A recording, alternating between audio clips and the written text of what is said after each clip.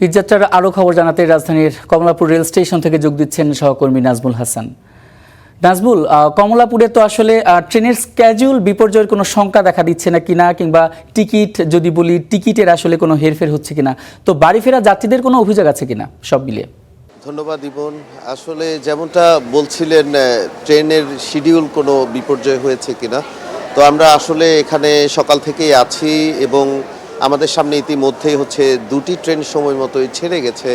তবে হয়তো কিছুটা বিলম্ব হচ্ছে। আমরা এখানে যারা কর্তৃপক্ষ আছে তাদের সাথে একটু কথা বলার চেষ্টা করছিলাম যে স্ক্যাজুয়াল কোনো বিপর্যয় হচ্ছে কিনা। তো যেহেতু আসলে ঈদকে সামনে রেখে আমাদের এই রাজধানী শহর ঢাকার আসলে যারা বসবাস করেন তাদের বেশিরভাগ মানুষই ঢাকা ত্যাগ করে প্রিয়জনের সাথে দীর্ঘ এক মাস সিয়াম সাধনার পর আসলে ঈদ আসে।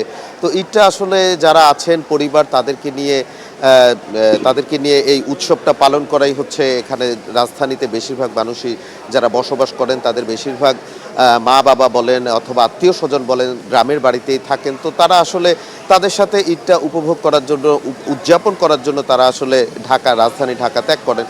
তো তারই পরিপ্রেক্ষিতে আমরা যদি একটু বলতে চাই, আমরা এখন কমলাপুর রেল স্টেশনে আছি এবং এই মাসে অর্থাৎ চলতি মাসের ৩রা মার্চ থেকে অগ্রিম যে টিকিট দেওয়া শুরু হয়েছিল তারই পরিপ্রেক্ষিতে আমরা যদি বলতে চাই ৬ মার্চ আজকের অর্থাৎ ১৬ মার্চের অগ্রিম টিকিট দেওয়া হয়েছিল এবং সকাল থেকে যেসব ট্রেন এখন পর্যন্ত ছেড়ে গেছে সবগুলোই অগ্রিম টিকিট যারা নিয়েছিলেন আজকের অর্থাৎ ১৬ মার্চের তারাই কিন্তু আজকে ভ্রমণ করছেন।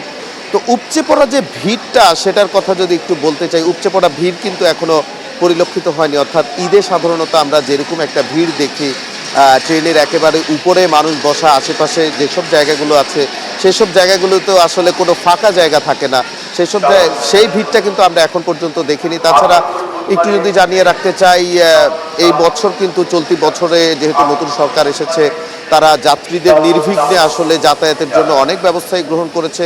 একটু যদি জানাতে চাই, গতকাল ডিএমপি যেমনটা বলছিলেন, এখানে আমরা দেখেছি যে আসলে আইন শৃঙ্খলা রক্ষাকারী বাহিনীর সাথে ডিএমপি যেভাবে বলছিলেন যে গোয়েন্দা নজরদারিতে থাকবে, সেটাও কিন্তু আমরা এখানে কর্তৃপক্ষের সাথে কথা বলে জানতে পেরেছি, তারাও বলেছেন সেটাও আছে। তাছাড়া আরেকটু যদি অ্যাড করতে চাই, আসলে যাত্রীদের সুবিধার জন্য ৫ জোড়া বিশেষ ট্রেন কিন্তু এবার ট্রেন স্টেশন থেকে ছেড়ে যাবে। আর আরেকটি তথ্য যদি জানিয়ে রাখতে চাই, আজকে থেকে আন্তনগরের ট্রেনের যে সাপ্তাহিক ছুটিটা ছিল সেই ছুটিটাও কিন্তু আজকে থেকে ক্যান্সেল হচ্ছে।